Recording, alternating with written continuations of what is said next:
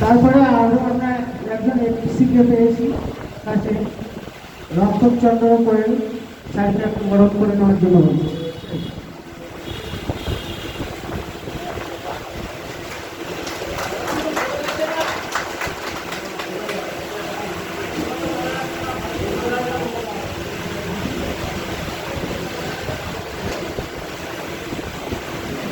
তাড়াতাড়ি সবাই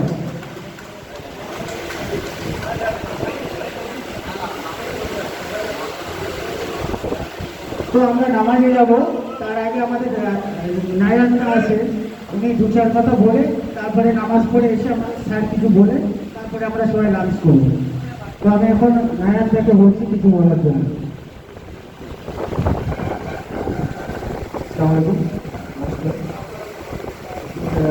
আশপাশের বিষয়ে তো আমি জানি না, অত অভিজ্ঞতা নেই। তবে আমাদের সাথে আছে এমএ সাহেব, এমএ ভাই আপনারা অনেক কিছু বলেছেন। তো তারা চাষবাসের ব্যাপারে তো যদি আপনাদের মনে কোনো প্রশ্ন থাকে যেটা আপনি জানতে চান যে কোন কোন ফসলটা কীভাবে করলে সুবিধা হবে, তাহলে আপনারা কিন্তু যখন ইচ্ছা ভিডিওতে যেতে পারেন, তখন জিজ্ঞেস করতে পারেন। এমনকি এই মুহূর্তে আমি তো রোহিত কথা শুনছিলাম, তো আমার মনে কিছু প্রশ্ন আছে। রোহিত ভাই যদি একটু সময় পান তাহলে আমার একটু প্রশ্ন করতে দেবেন।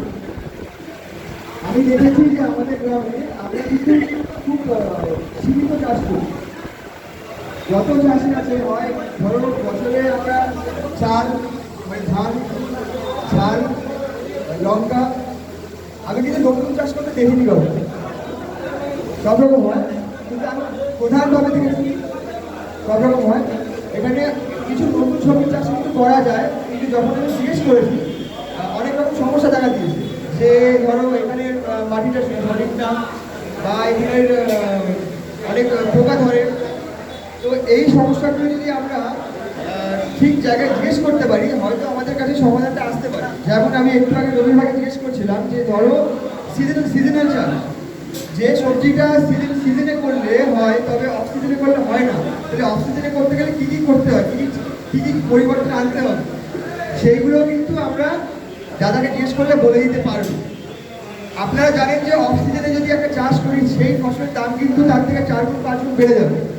যেমন একটা ব্রোকলি যদি আমি সিজনে চাষ করি হয়তো 3 টাকা 5 টাকা 10 টাকা, কিন্তু ওটা অফ সিজনে করলে হয়তো 60-100 টাকা দাম হতে পারে হাফ কেজি।